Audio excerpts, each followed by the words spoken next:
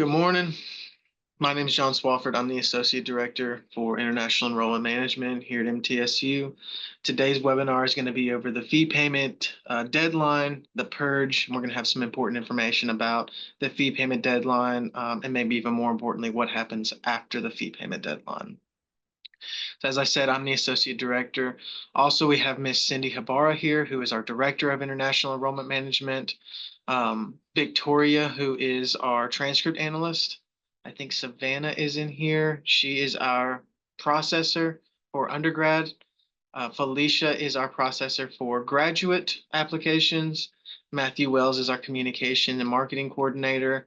And I believe that's everybody that's here. We also have Miss Toy Scott, who is our immigration specialist, and she's running a bit behind today. So I'm going to go ahead and start this. Just make sure we share the right screen.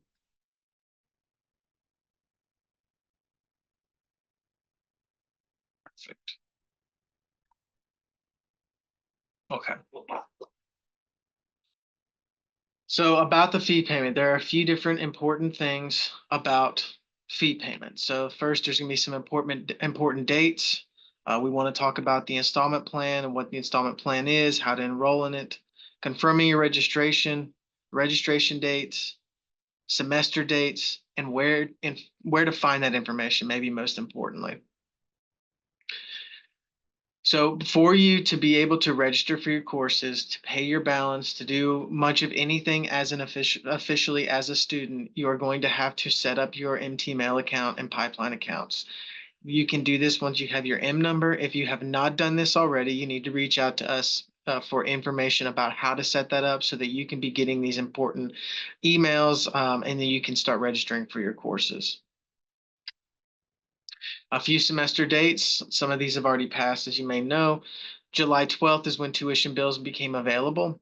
August 12th was the first fee payment deadline, the soft fee payment deadline. That was yesterday. August 19th is the hard fee payment deadline, also known as the Purge Day. August 20th is when registration reopens for students who were not registered or who were purged from their schedules. August 25th is the last day to add or drop your courses without any fee. And we'll get into that a little bit more later. First day of classes is August 26th, which is when late registration begins.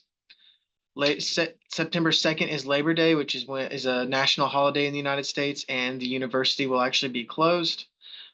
October 12th through 15th is fall break. Again, the university will be closed, no classes, and the buildings will not be open. And the Thanksgiving holiday from November 27th through the 30th. Finally, the last day of the term is December 12th.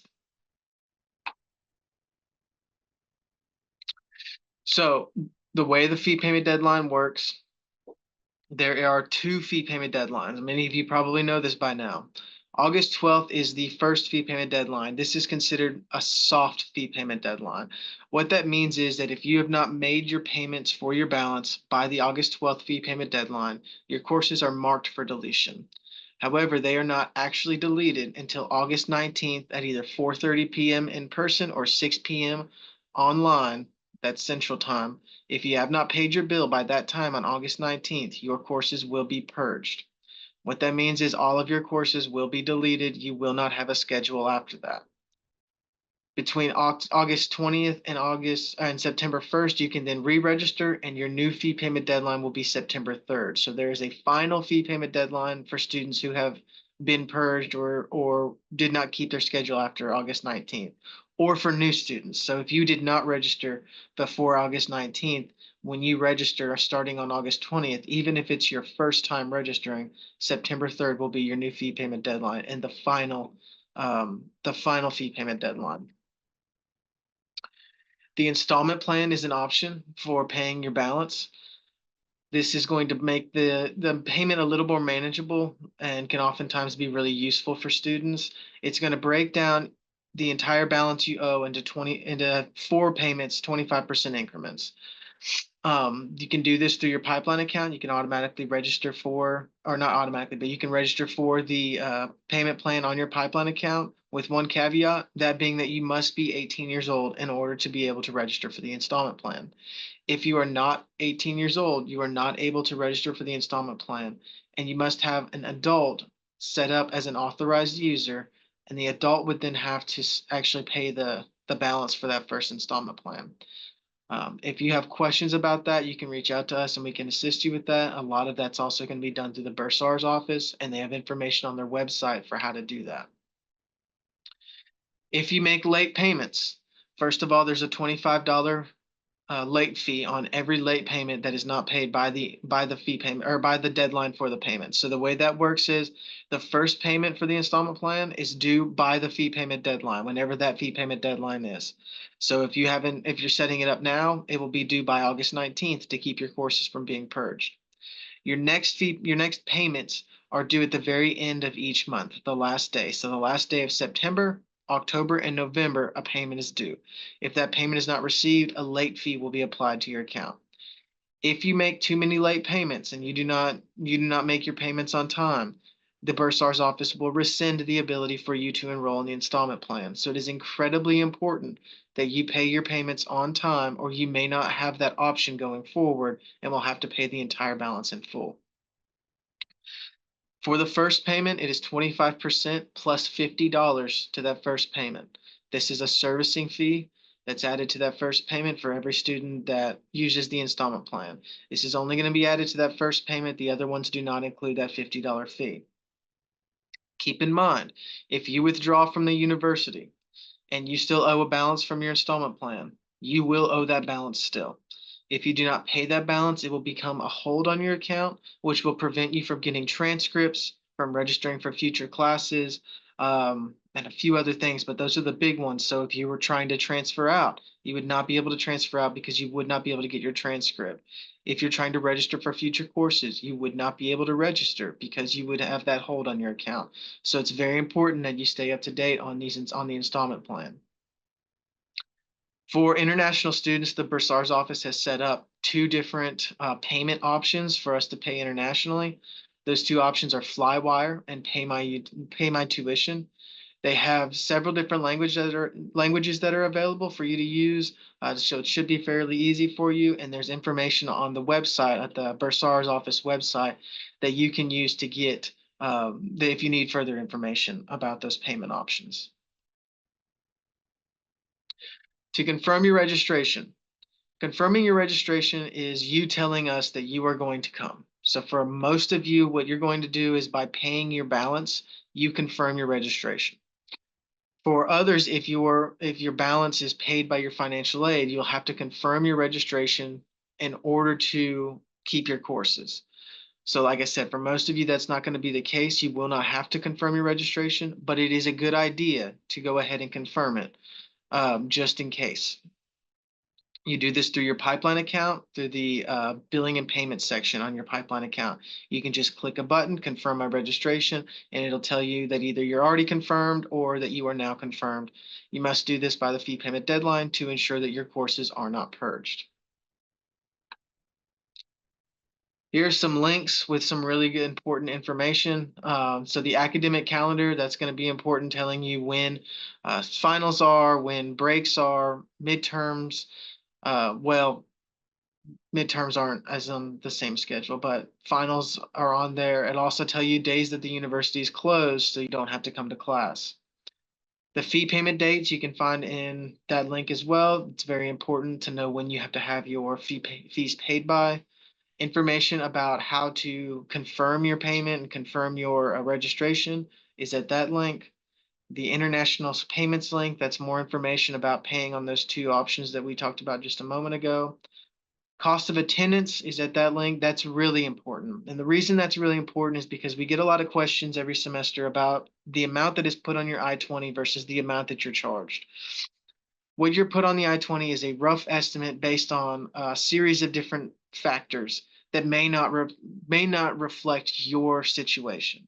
So what is better to use to get an idea of what it's going to cost you every semester is the cost of attendance, because not all of those fees are included in that 36,500 because we can't estimate every single fee you may pay. And so the cost of attendance is going to give you a much better idea of what you can expect to pay. So it's important to know that information.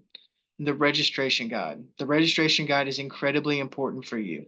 There's a few things in there. It's going to tell you first, it's going to tell you when you can add and drop courses. So at MTSU, there are certain periods within when you add and drop a course, or when you drop a course, that you get a tuition adjustment. But after the first day of classes, you no longer get a 100% tuition adjustment. So if you drop a course the first day of classes, you are paying 25% for that course.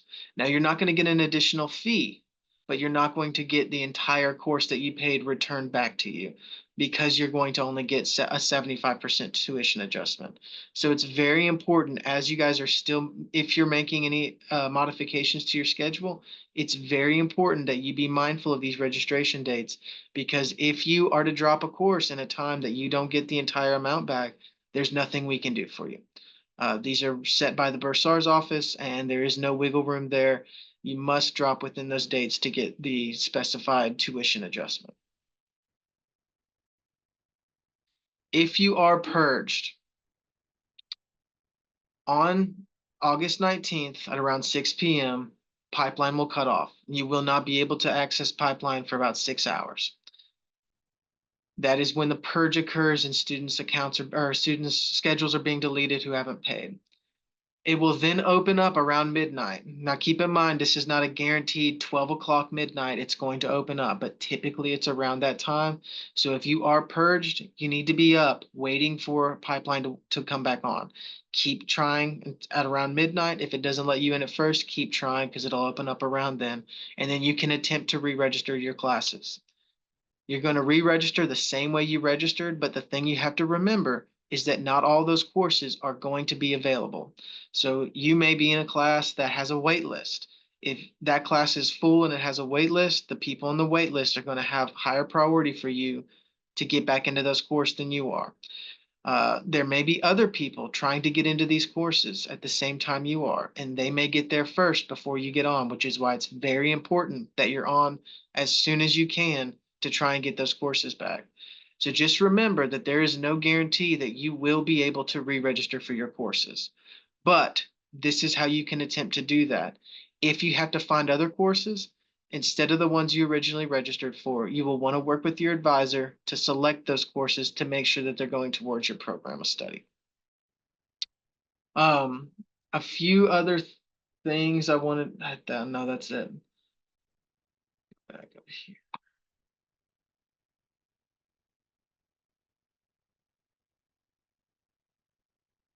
The late registration fee. Okay, so as of August 26th, you will begin the late registration fee. So any person who registers for a course after the semester has started, which is August 26th, you will then pay a $100 late registration fee if you do not have a current schedule. However, this is a little bit different than the late registration time period. That begins after the last day for you to add your courses on your pipeline. At that time, you'll have to prepay for your account before you're able to actually register for the courses. That is all done through the one stop. So if you do get purged, the reason I'm telling you this is because it's very important that you try to add those courses before September 3rd, so that you don't have to go through the late registration process, because then it becomes much more difficult. We've gotten a lot further into the semester, almost 2 weeks into the semester, and it becomes very difficult to stay up in classes as well as getting into those classes. It's a much more difficult process. So just kind of be aware of that as well. That's all that we have for right now. What we'll do is we'll go ahead and take some questions. If you do have any questions, I'm gonna stop sharing. If you do have any questions, we ask that you put them in the chat. If you have questions, we ask that you ask them, because somebody else may be asking the same question or thinking about the same question and just not asking it.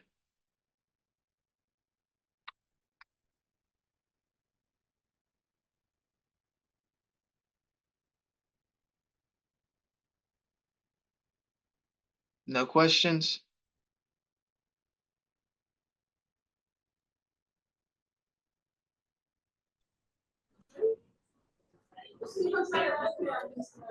Can you repeat the late registration date? Okay, in the chat, please.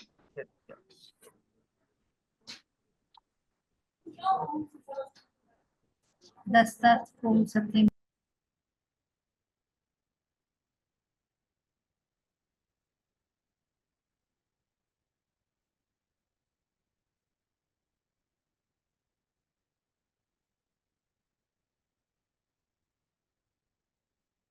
Hello, I'm not able to pay on the 19th. I will be able to register for classes again, right?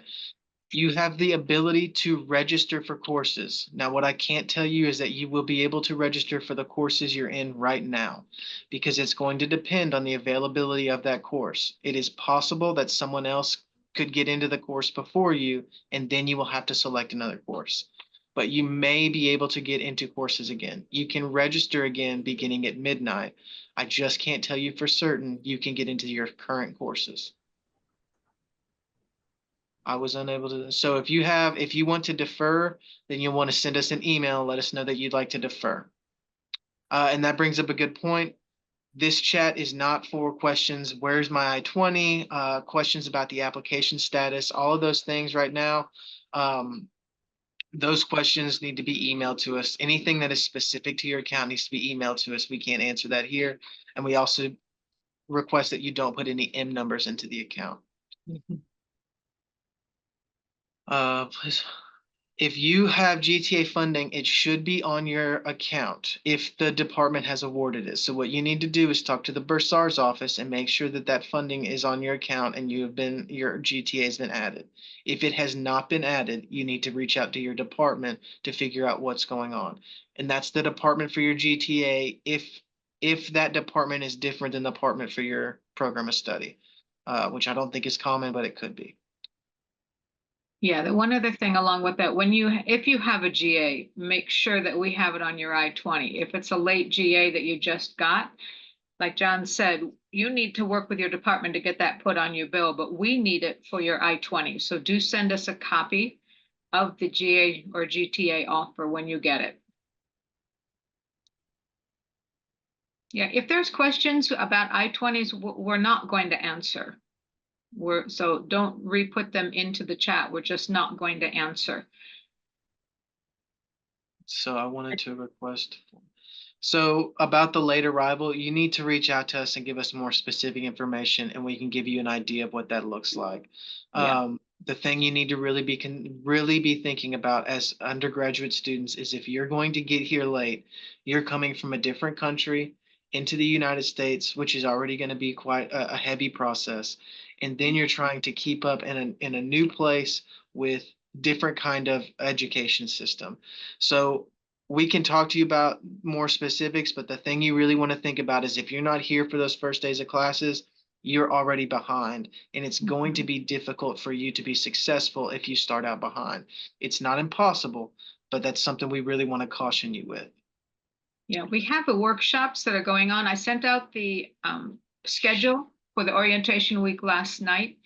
And on that is a study skills workshop. And in my email, I encourage all of you to join that workshop, grad or undergrad. Lewis Gray will teach you how to read your syllabus. He'll teach you how to get along with your professors. All of those skills that you need, you can get them the week before. If you're coming late, it's incredibly difficult. But again, we can't say no, but email us and give us the situation so we can advise you individually.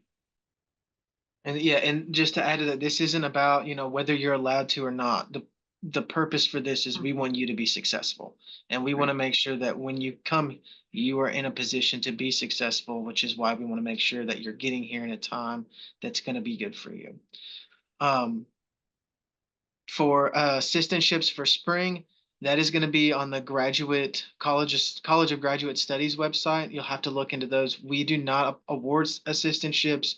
We don't have anything to do with assistantships. The College of Graduate Studies website has information about those assistantships and which ones are available. If we pair the confirmation, The confirmation is on your pipeline in the billing and payment section. So on the left-hand side, you'll see billing and payment, and then there's an icon with a check mark that says confirm your registration. For the registration dates, if you get on our website,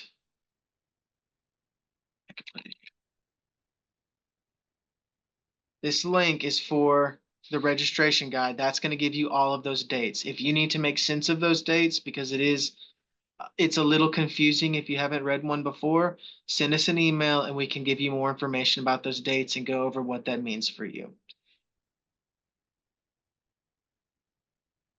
Financials. This really isn't the place for this, but for financial support and statements are not required for admissions decision. They are required for your I-20 to be issued.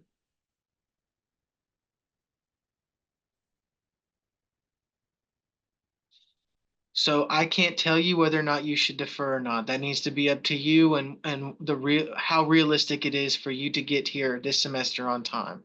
What I recommend doing if you're still not certain is reach out to your program director, since you're a grad student, and ask, see what they think is gonna be best for you.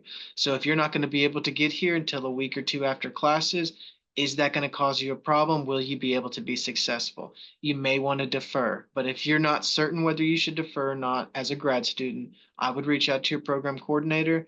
And then if you decide you do wish to defer, send us an email and we'll let you know what we need to do for that. Respect this.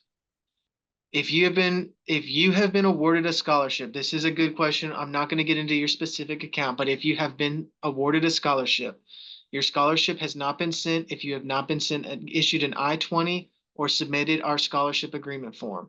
If you believe that you have done both of those things and it has not been awarded to your account, contact us. It will not memo to your account until we have your visa or confirmation that you've been issued a visa. So if you've been awarded it but it is not paying out, you need to email us. If you haven't completed that scholarship agreement form, email us and we'll tell you what we need for it. So any scholarship questions, we need you to email us so that we can look into that and tell you what's needed.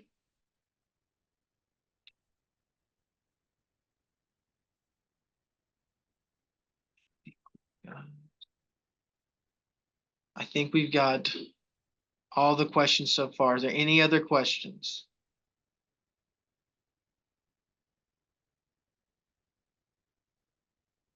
No, we cannot do anything about your visa being scheduled. Your visa appointment, your visa interview, we cannot do anything about that.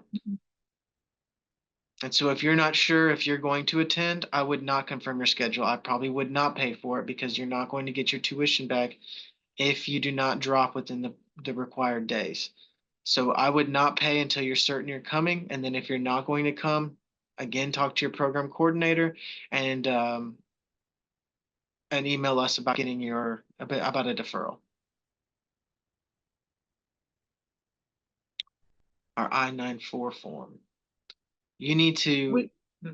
Sorry, we will go over that when you arrive. Okay, that'll go over when we arrive. Yeah. If you have questions about that form, you need to email our immigration specialist at the ISSS email. We are still reviewing still reviewing applications for the spring. I can't give you a guaranteed day of when you can expect your decision. And again, this is not the place for that. If you have questions about your admissions and your application, you need to email international@mtsu.edu and we'll let you know what is needed for your application.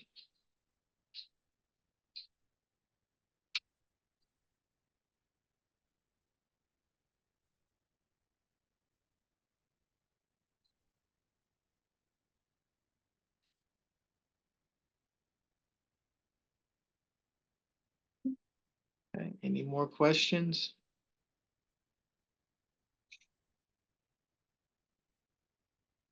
Cindy, do you have anything else for them? No, I don't think I do. You did a great job. Thank you. Again, and most of your questions are good. We can't really get into specifics. The registration guide is helpful, but there's a lot of information that doesn't pertain to you. So skip it. You're focusing on the dates, the same ones that John presented here. But mostly if you have questions, just email us. We cannot grant delays for fee payment. So we don't have the power to do that. All of that goes through the bursar's office. And to add to that, I've never seen them delay the purge day, the fee payment. So there haven't you will either. not get an extension on the fee payment deadline. They're the people to ask, but they will tell you no. Yeah, yeah. I've had several emails already this year about a delay, and we cannot grant that. But like John says, I have never, in the long as I've been here, seen them delay a payment. How am I going to? Okay, I think we may be good. All right. Well, thank you everybody for coming to this webinar. Again, if you have any other questions, any more information you need about the registration process, the purge day, anything like that, please email us and we can get you more of that information. And go into your emails, the orientation for all week, all next week. We have events every day. Check in if you're coming to MTSU, you have your visa, you're on your way, you're here. Monday, the 19th is our check-in day. All day, we're going to be checking in students. So we need you to come, and that's when we're going to collect any visas we don't have, passports we don't have, I-94s, signed I-20s. We will be collecting all of those documents and advising you if you need any steps for placement testing or vaccinations. We will be going through all of that with you on Monday. The other days, we have events planned, so we're not going to be available to check in. If you cannot do it on Monday, you will need to make an appointment to check in with us. But Monday is check-in day all day. Go review that orientation schedule, and we will probably be sending for some of the events that have spaces limited. We will be sending out an RSVP so you can register for some of those events and we know how many people are coming. We may have to cut it off. We only have so many cars that we're able to take for the shopping trip and for the tour of Murfreesboro. So we will be following up with an RSVP for some of the events that have a limited number of seats. So go in and review that schedule. It was sent out last evening, Tennessee time. Okay. All right. All right. Well, everybody have a good day, a good night, depending on where you are. Like I said, thank everybody for joining us this morning. Thank you, John. Thank you, Matthew. Thank you, everyone.